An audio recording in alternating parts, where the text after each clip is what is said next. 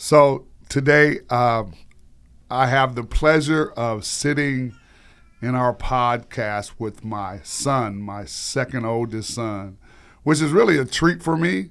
Because if anybody knows about me, he does, based on my past history, and maybe this is the time for me to find out how important of a father role I played in his life or not. We'll find all this out today, right? But yes, I want to be able to introduce to you guys my son, Nicholas Marvin Charles. So he'll be spending this time with us in the podcast room, and we just gonna toss it up. I've had a wonderful couple of days with him. He's explored the work of DADS and met with staff and everything, and he's got a very interesting outlook on the work that we do here, and I'm just proud to have him alongside of me on this podcast. And so without any further ado, I want to introduce you to my son, Nicholas Marvin Charles. How's it going? Thank you for having me. Yeah. It's a Hey, real man, interesting situation, but exciting as well. Why don't you just go for it, man? I'm going to just, probably the first time your father's ever said, I'm just going to hold the mic and let you go for it. And I feel the need to kind of add something to it. I will, but I'm going to let you go for it, man. Go ahead. So Marvin's second oldest, could we say, thought it was the first? Yes. Thought it was the first. So I have an older brother, but we didn't really know that he had a first child until after I had already come in to the picture. That's true. That's true. I thought Nick was my first son. I was the first son. Born in Monterey, raised in Salinas, not too far from Monterey. My mom is Paula. Obviously, my mom and my dad met in 78, something like that. Yep. So I was born in 87, and like I said, Monterey. Spent some time early on together, I guess, but to be completely honest, don't really remember that too much. You know what I mean? I grew up in Salinas the first 23 years of my life. I'm glad you said that because there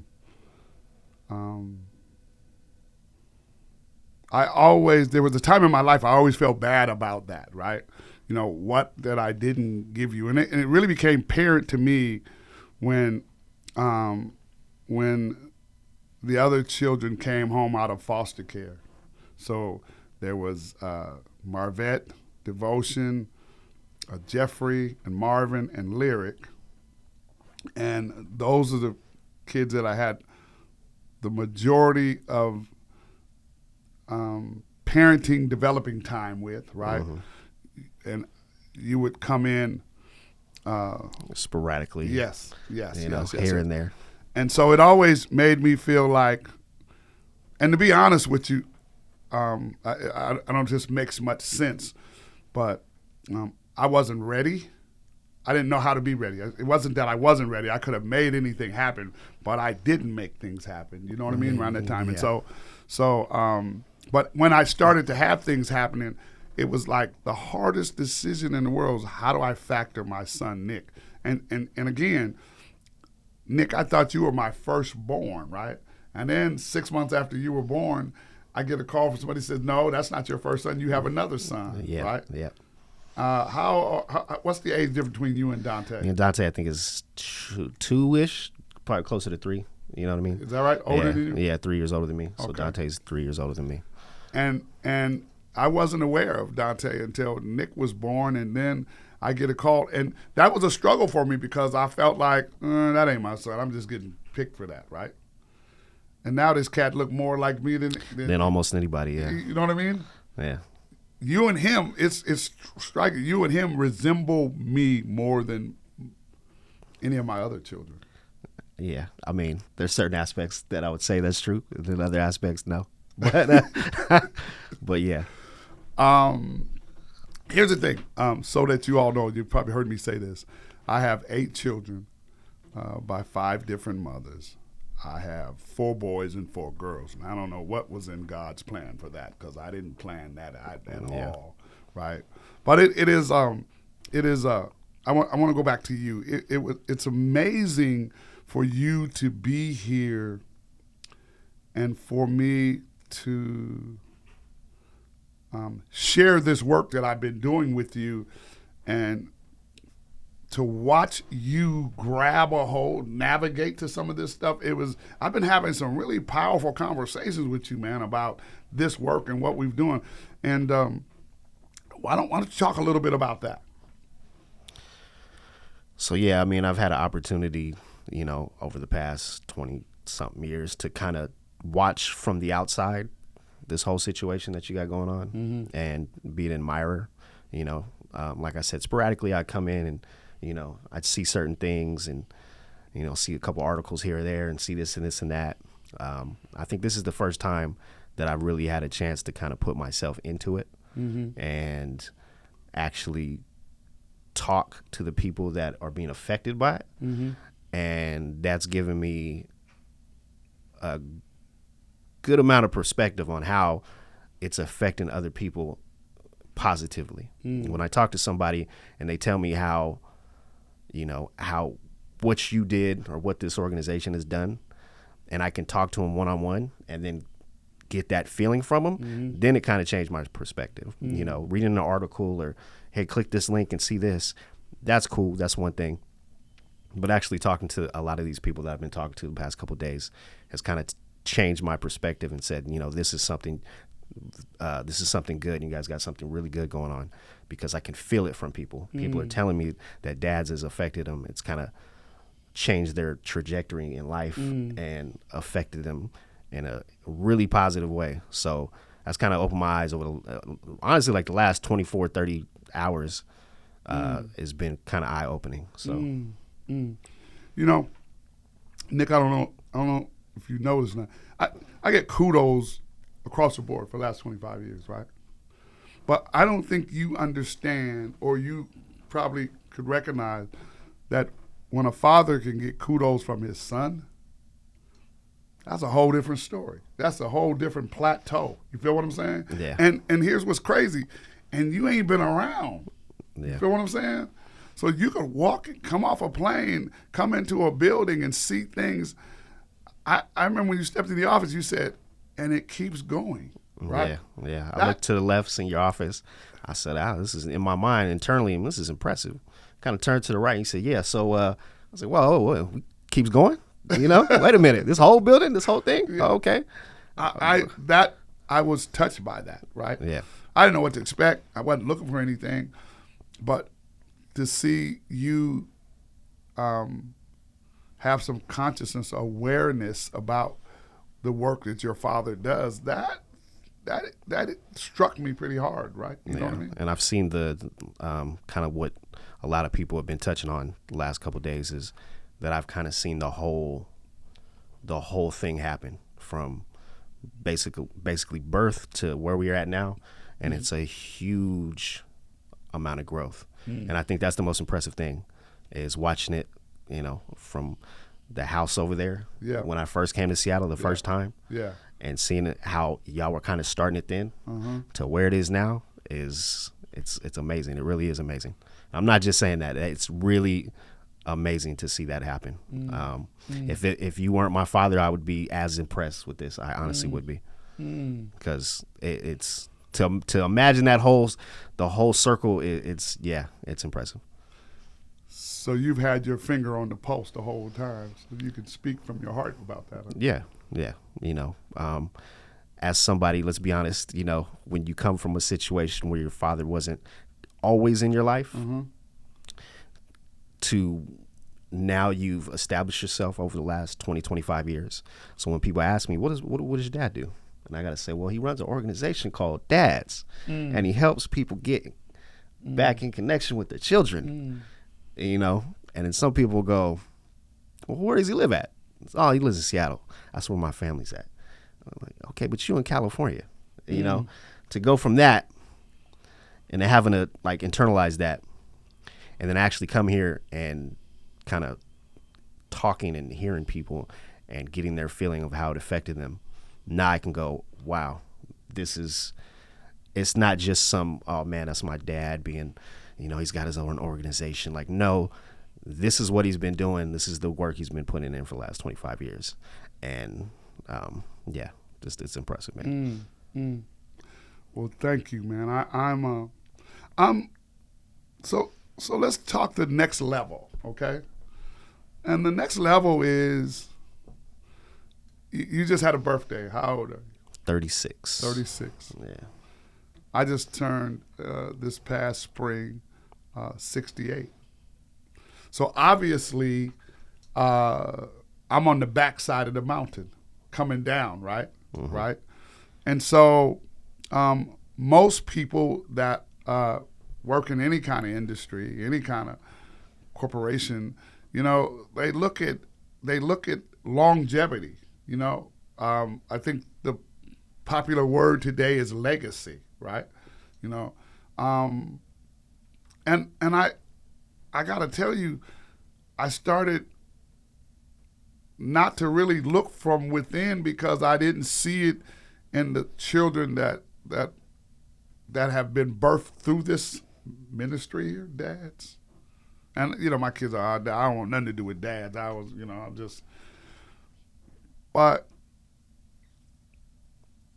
I do feel like if there was one of my children who showed interest in something like this, that I would do everything in my power to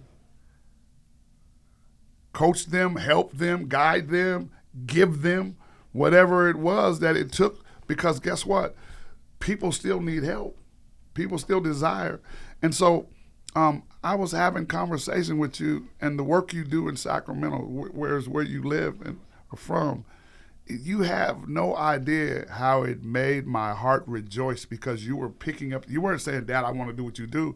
You were telling me stories about what you run into, which said, man, he does get this. Talk a little bit about that. Yeah, so, you know, as long as you've had this going, it's not something I've really thought about a lot. Again, until you talk to people and then you see how it affects people. And doing what I do, I work on public transit in Sacramento, and I'm encountering people, 400 people a day, person to person. There's no Zoom, there's no, you know, calls and this and that. I'm encountering people face to face within 3 feet of them, 400 people a day, you know, and that's what I do. And with that, you're going to hear stories. You're going to see people in great situations. You're going to see people in not so great situations. You're going to see some terrible things that people are going through. You're going to see some people go the full gambit of on their bottom rope and then kind of turn around a couple years later, and now they're doing great, and then vice versa. I see that every day. I know a lot of the people that I'm encountering because you see them every day.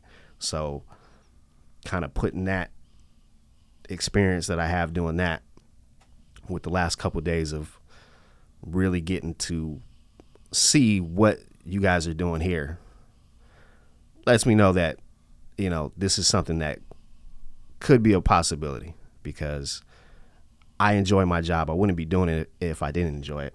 And I feel like I'm good at it because you know, they keep me around. Yeah. And other people are telling me, hey, you know, you're good at what you do.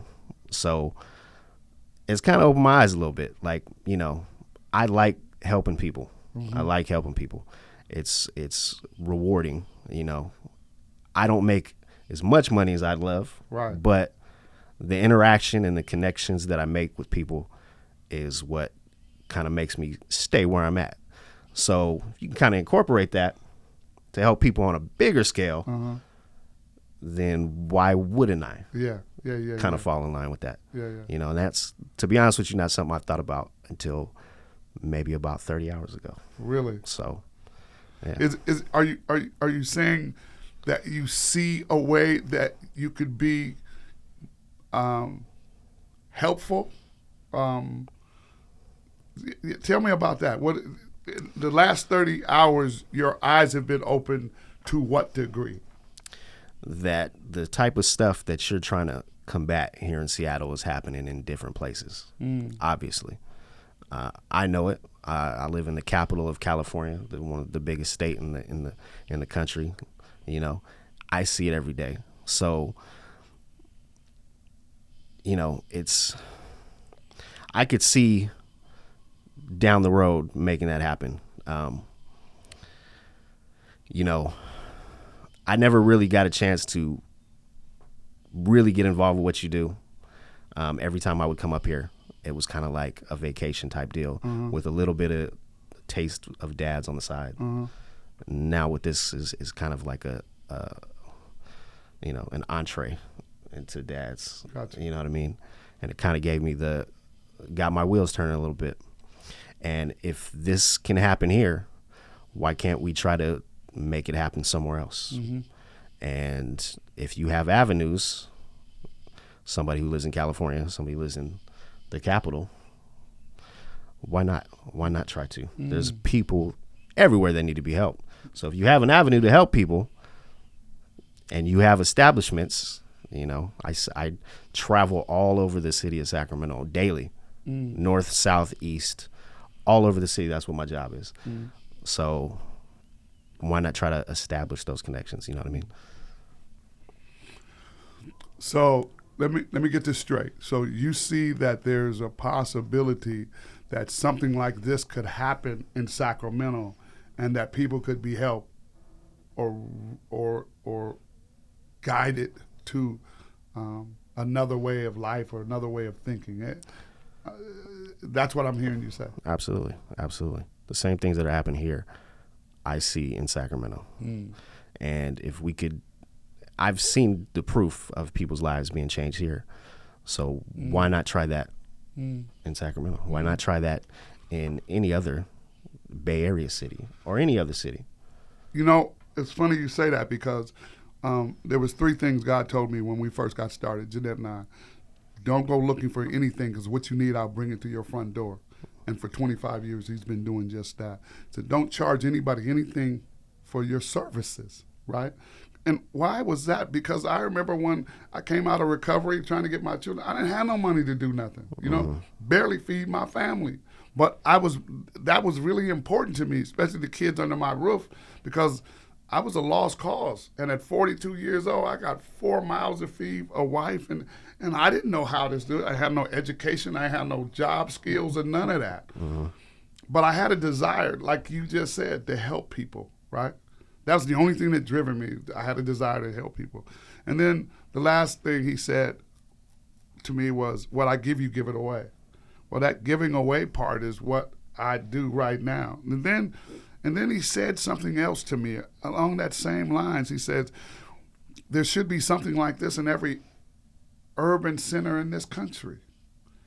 And so, you know, we tried a little pilot program, not tried it, it's still going on in Tacoma, right? To see what it would look like. Tacoma is our pilot program to say that it could last anywhere. I have 2 people that work out of the office, and they do the same kind of work, right?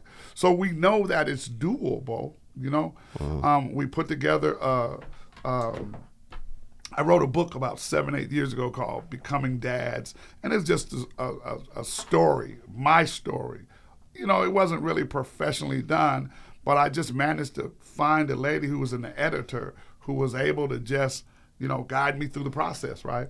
And then we wrote a curriculum, Becoming Dads curriculum, based on the story in my book. A friend of mine, Dr. George Williams, said, Marvin, let's write a curriculum out of your book based on it. The curriculum, we now do 13-week classes, right?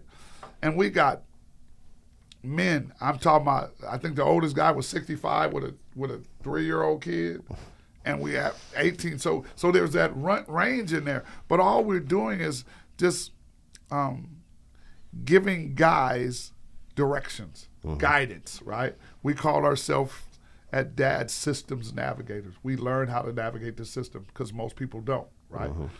And then what we did was we put together what we called a Doing DADS. It's an intake sports support manual. And this right here would give you the basic needs and assessments of what it would take to be able to do a DADS in your community, right?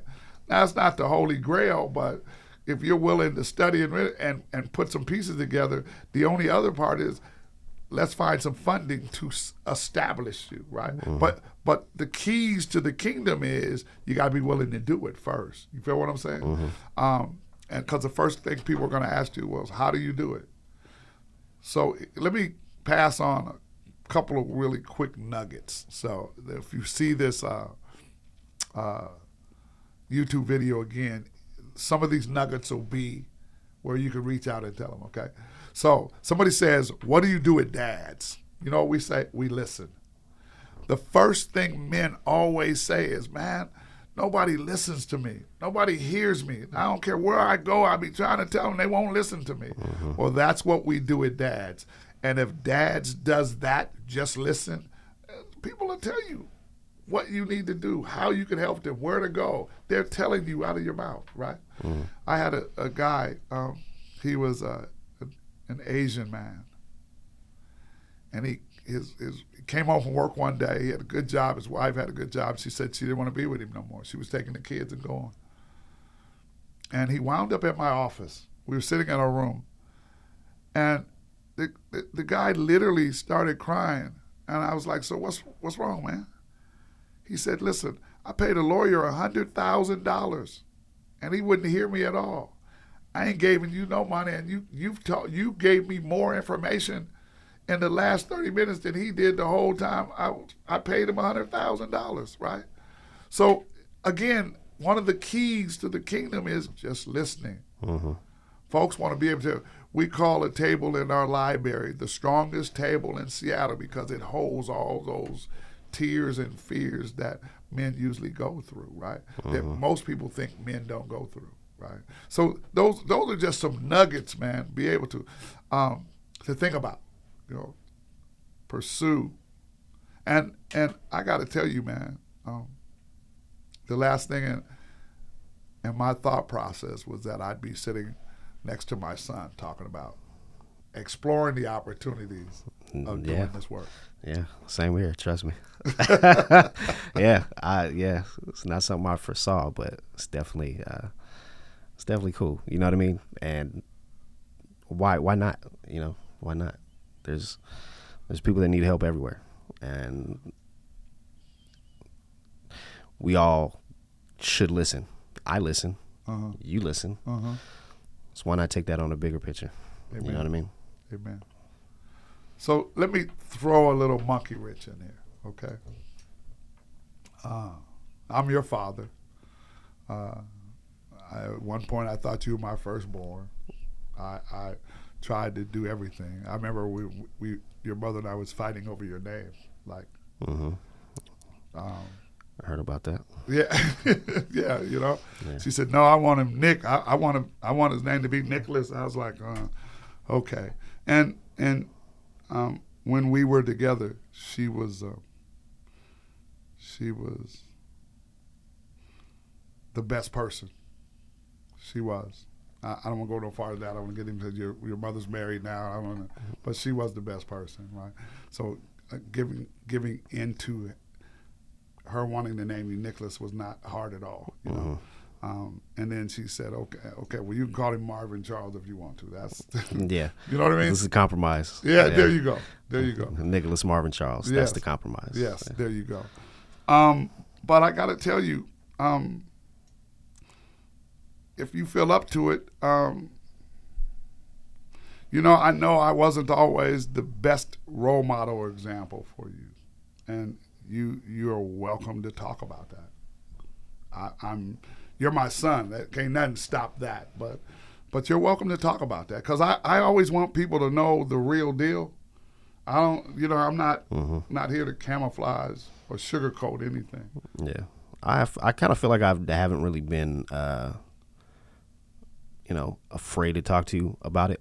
Mm-hmm. Every question that you kind of asked me, I've pretty much for the most part, kind of told you the truth about. Growing up, kind kind of ties back in all this. There's a lot of people that I grew up with that were in the same situation as me. You know what I mean? So they didn't have their fathers.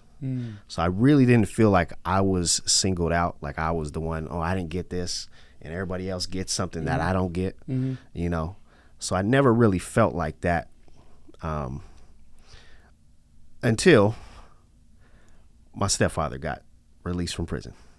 So my mother married my stepfather in 92, 93, something like that, in prison. Got married in prison.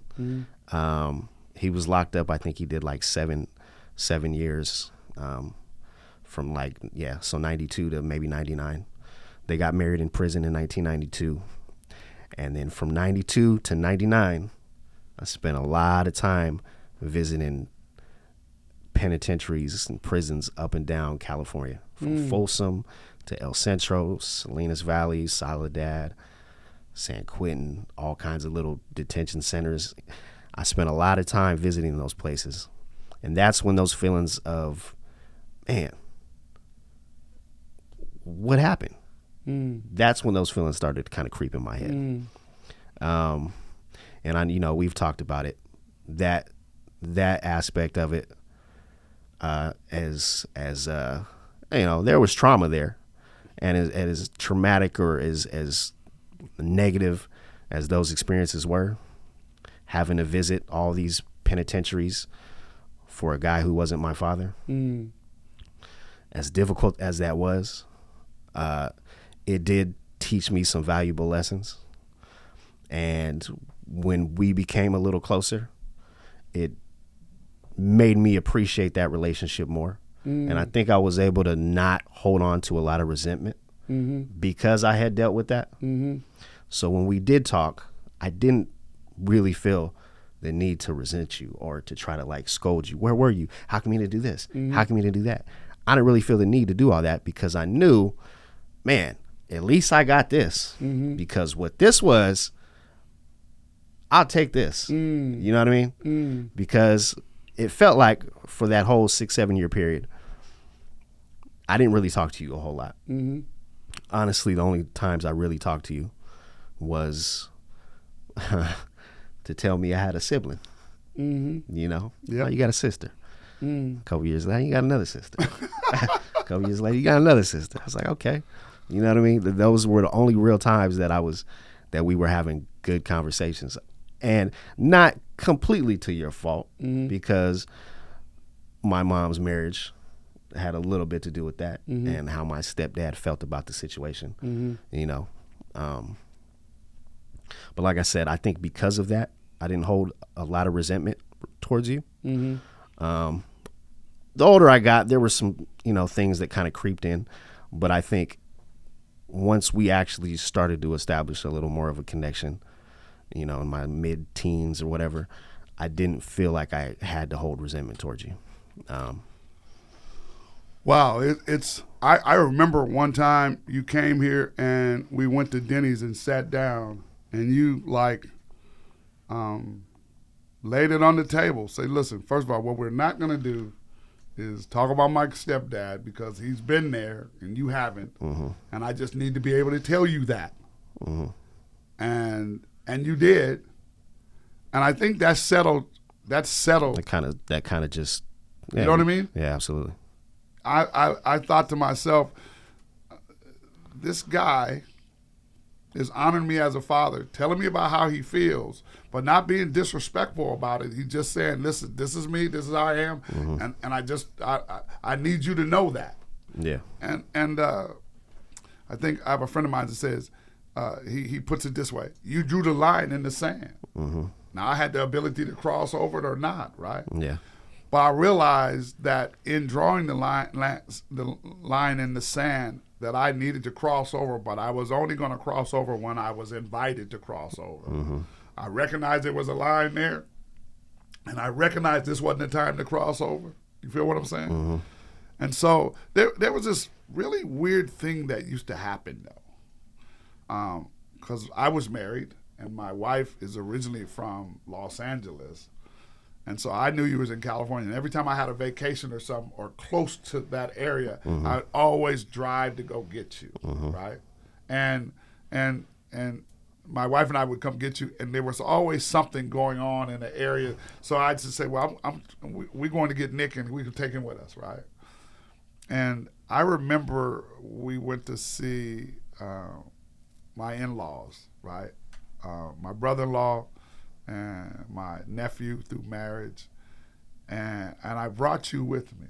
I'll never forget. What was that guy's name that did MTV? Sway, right? I seen Sway on the Pacific Coast Highway. Yeah, you remember that? Yeah. And I said, come on, Nick, I'm going to try to get his autograph or something. Yeah. I think we stopped at the 7-Eleven. It was like a little gas station off the freeway or something. And I said, hey, I think that's Sway. He's like, oh, okay, yeah, let's go try to get that. Yeah, exactly. I was always bold enough to do that with you, right? But that was a time that you got to hang out in L.A. with my nephew, and I'll never forget. Years later, you told me the real deal, but you just said, Dad, that was an experience that changed my life. I will never have to worry, because I was always concerned that at that time gang violence was going to attract you to it, right? And you always managed to make moves that gave me confidence enough in you to know that you ain't going down that road. Yeah, and that kind of again had to tie in with the seeing what it's like as a result of that gang violence, seeing that you got to go to prison and all that it takes to visit you in prison. If this is what it takes, nobody's coming to see me ever. Right. Yeah, nobody's ever coming to see me. I saw it firsthand. 9, 10 years old, waking up at 4 a.m. Got to do this. Got to drive here. Got to wait some more. Got to wear specific clothes. Can't do this. Can't do that. Oh no, I don't want to go there. That had a lot of help. Yeah, obviously that contributed a little bit. Yeah, definitely. I got you. I got you. See, as a father, I didn't know the personal side of what you were going through, right? But once, because of our ability to be able to have conversations, and when you shared it with me, I said, okay, he gets it, right? He gets it. You know what I mean? One of the traits that I want to talk about for a few seconds is I grew up in the foster care in the system in Seattle, and when I graduated out of the foster care system, I found myself alone a lot. Always in my head, always thinking, always trying to figure out how do I do this. Yep. And I noticed that you had a lot of that going on with you, right? Definitely. Right? And then I kind of figured out, well, I chose to go through the streets because I needed some validation. And there was nobody giving me validation. But the problem was the streets gave me the validation, right? But the validation didn't last long. As long as you was up, you was getting validated. The minute you was down, you was getting kicked to the curb, right? Yeah. So my ability was make sure if I went down, I didn't stay down long, right? But Nick, what happened was I started having children, and then staying up became a job that didn't have a future. You know what I mean? There was no pension. There was no, you know what I mean? And so I realized, okay, you did all that, and that was cool, and your name rang, and I remember I was going cross country and back, and people, man, you're a bad man. But when the choir quit singing, I remember one time somebody said, hey, man, ain't that dude Sporty? Man, didn't he used to be about it? I remember that sunk me like a battleship, man. Yeah. You feel what I'm saying? Yeah. Okay, so I knew that. I knew then I didn't want that. But I didn't know what I wanted. And the reason I'm bringing that up is because I notice a lot of those similarities in you. You know what I mean? The loner side, the thing that you had to fight for and make your own, right? You know what I'm saying? And I'm a father, so I get the right to be able to say that, right? You know, but I see you, and I see the inner you, probably more so than the average individual. And that inner you is always thinking about how you can make sure that you don't fall off the table, roll off the table. And I see that. And so as your father, I want to be able to say, that's the last thing you got to worry about, right? You put so much attentiveness to it. It's the last thing you got to worry about. And this last 30 hours has shown me that, right? Your attention to detail, your attention to saying, to be able to have conversation with you and you tell me about the people that you're surrounded by when you go to work, those 400 people that you see every day going to work, you've noticed what they are and what they have and what they don't have and what they will become, right? And then you have a desire to want to change that narrative too. See, that's not what the average person thinks about. That's not what the average person encounters. You know what I'm saying?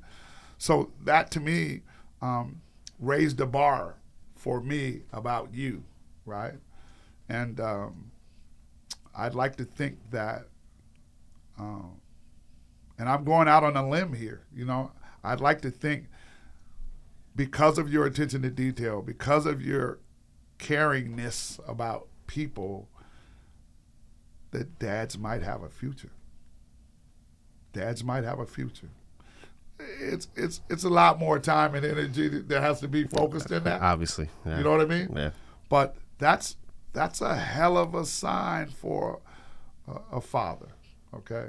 To know that he has something that he can pass on to his son, right? This has been an amazing time with you these last 4 days. I know you leave in about 24 hours, but I got to tell you, man, and I had no idea that any of this was going to be take place, conversation-wise.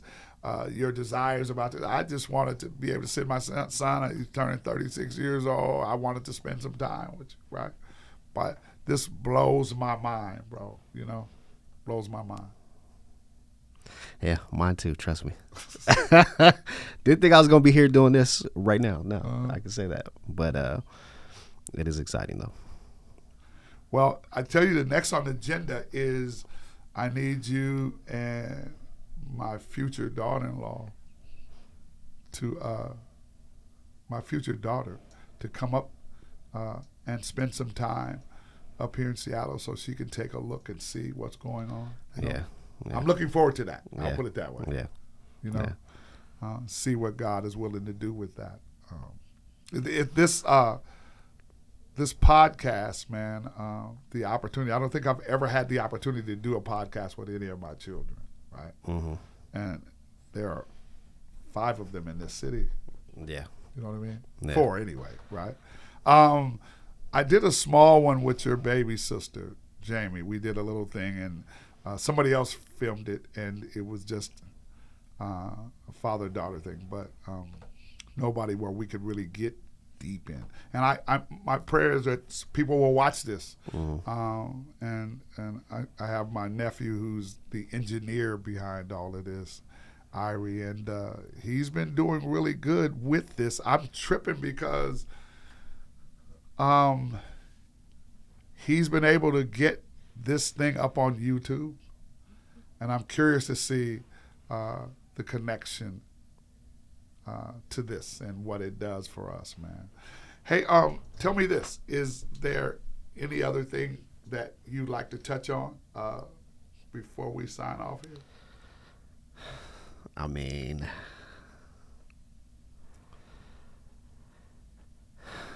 let's see. So, what because I don't think I've ever really asked you, and I'm not going to say that I ever really bothered to want to know the answer, but I'm a curious individual. So what was like the process of, because I don't know if you remember when you did leave. I'm pretty sure I remember. I think it was, we were in Salinas, and I want to say it was apartment 12, Tahitian Village, off of Alisal. And I'm pretty sure you like just took off out the driveway. And I thought that was like a traumatic event for me. I really did for a minute. And again, I don't think it was, because it was something that a lot of the people I was around dealt with. But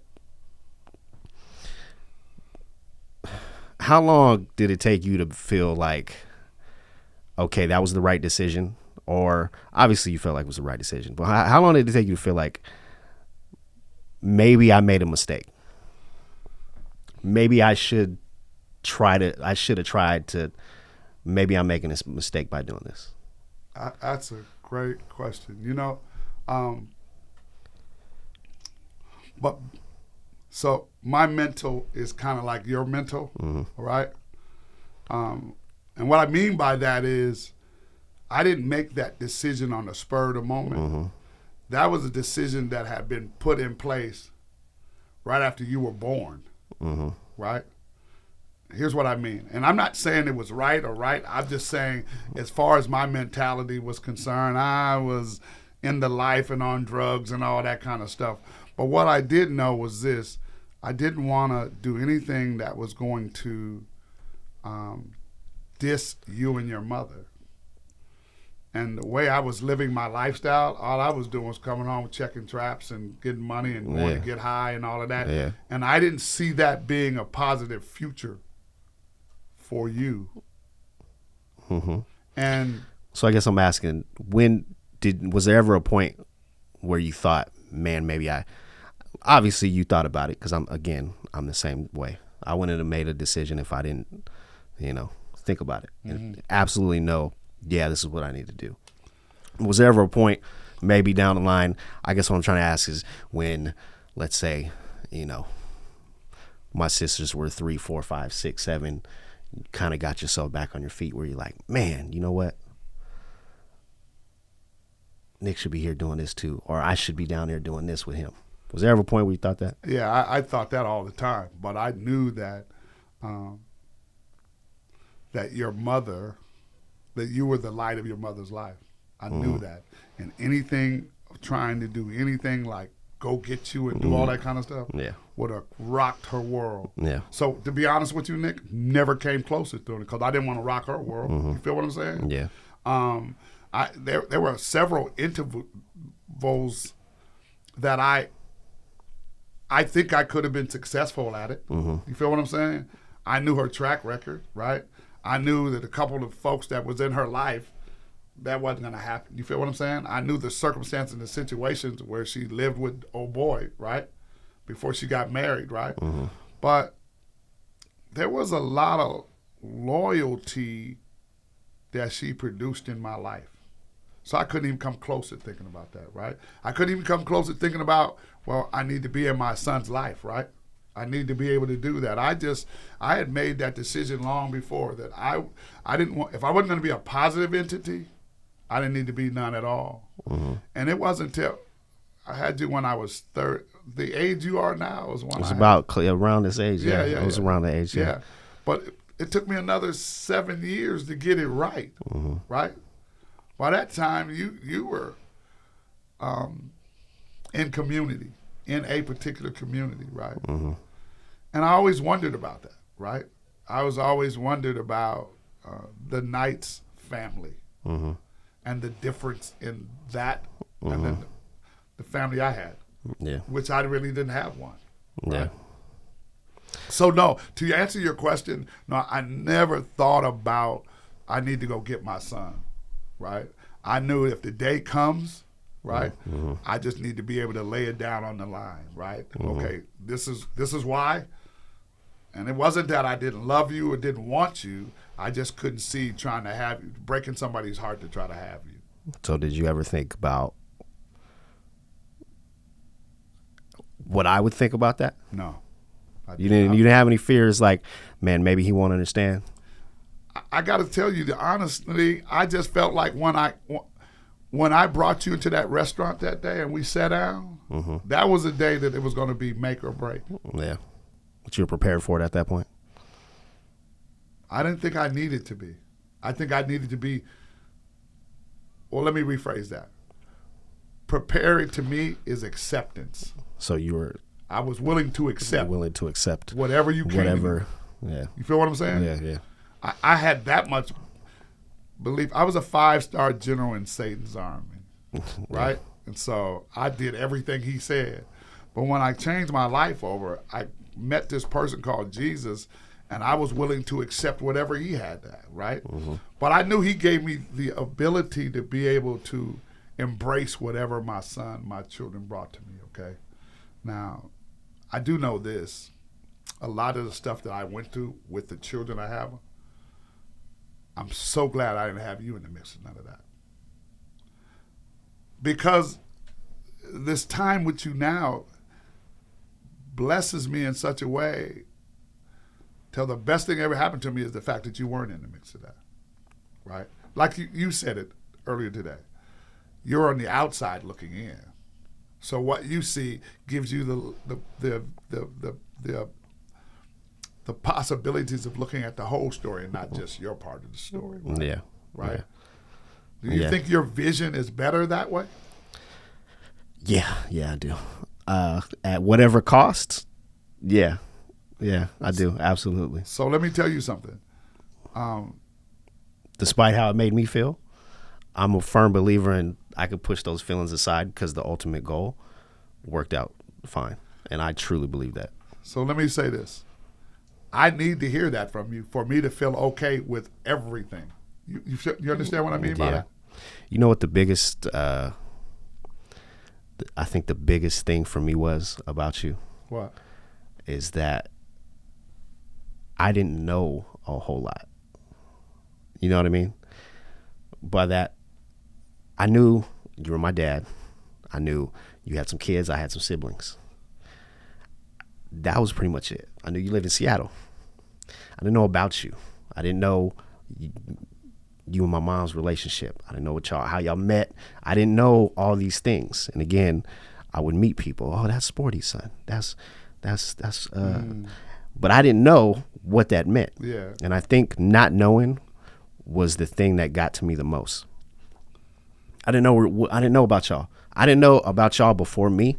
Mm-hmm. And apparently there was a story there, and I didn't know it. And I think that's what got me the most. So when we started talking, the older I got, and you would start telling me things, I really appreciated it because I felt like I needed to know some of these things, you know. And I know my mother would not like me to know certain things, but as a man, I really needed to know some of those things. And I think that not knowing is what hurt me the most growing up, and knowing now is the most fulfilling part as I'm the older I get, knowing all these things about y'all, and obviously where you came from, where you are now. I don't think that view would be, that perspective wouldn't be as wide if I didn't know all those things, you know. And now I do, which is why all of this is more exciting and just amazing to see, because I know all those things now. And that's why I'm telling you, when I didn't know those things, that was kind of that piece that was missing, is I didn't know none of that. So let me say this. Believe it or not, I know that feeling. I know you do. You yeah. know Now I do. I do. Yeah. Again, one of those things I didn't know. Yeah. If I would have known that you knew the feeling that I know, you know what I mean? That would have gave me a little bit more understanding. Okay.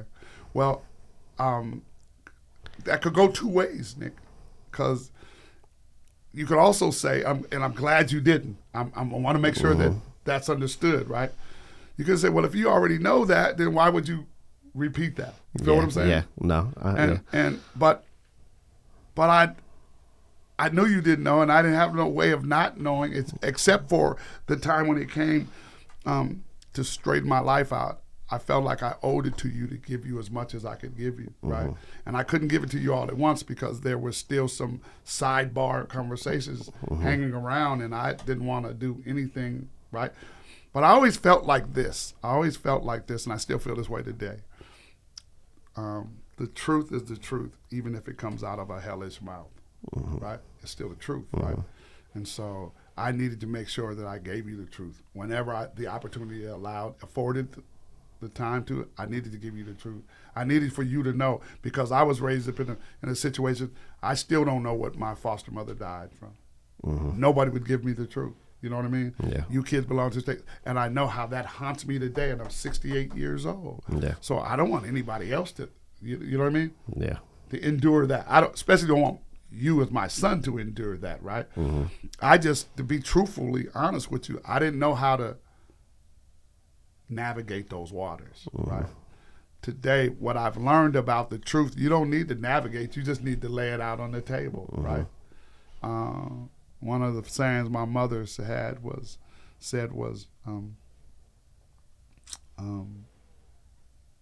eat the meat and spit out the bones, right? Take what you want. Now, it was crazy. I met my mother. You remember that reunion, right? Yeah.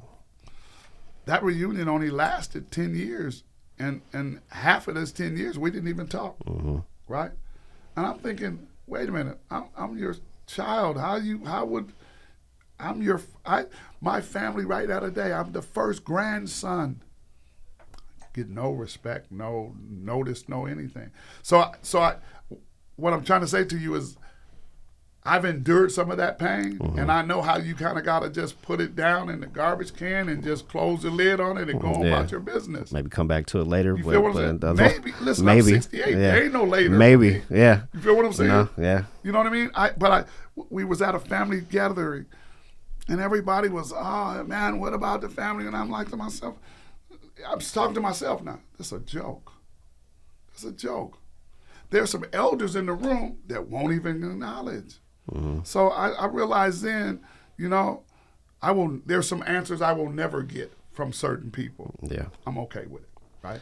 What I'm going to do is create a pathway to make sure that other people don't have to walk in this lane. And that's something that I've learned in my life recently that is very powerful, that I'm not going to get everything I want answered.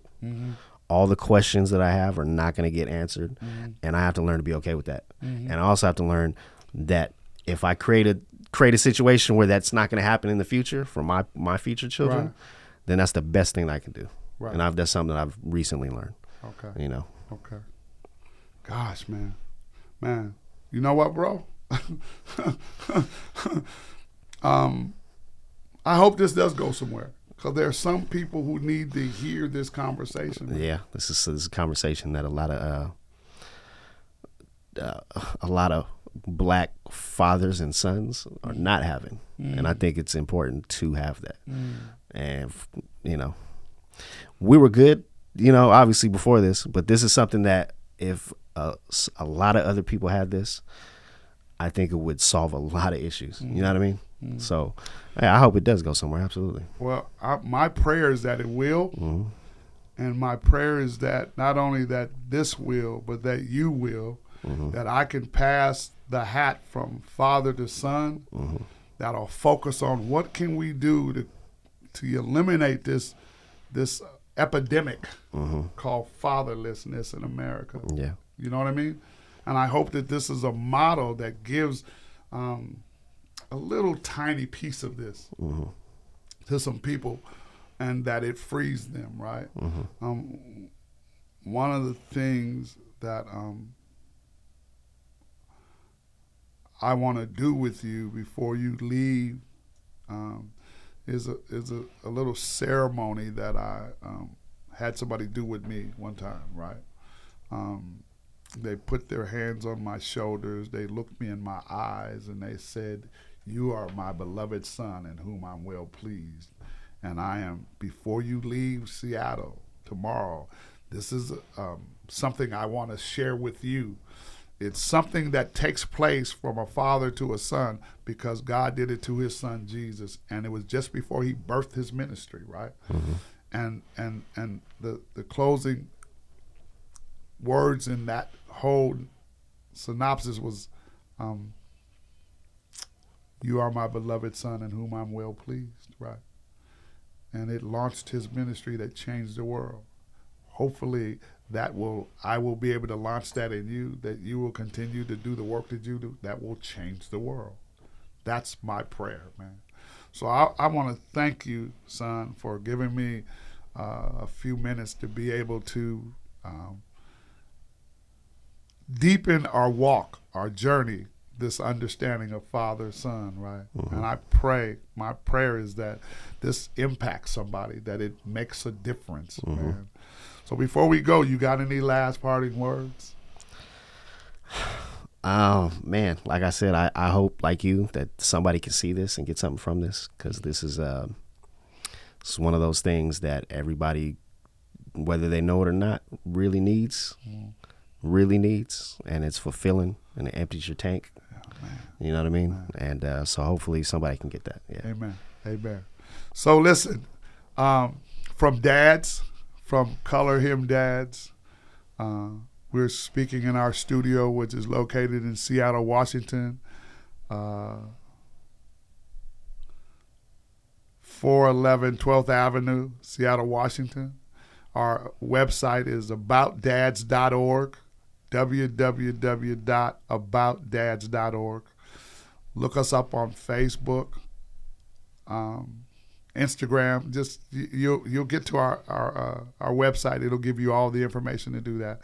And again, I want to just thank our engineer, Irie, my nephew, and my son. And until we see one another again, signing off at DADS. And remember my words: a father's job is to prepare his children for a future that he will never see. Good night.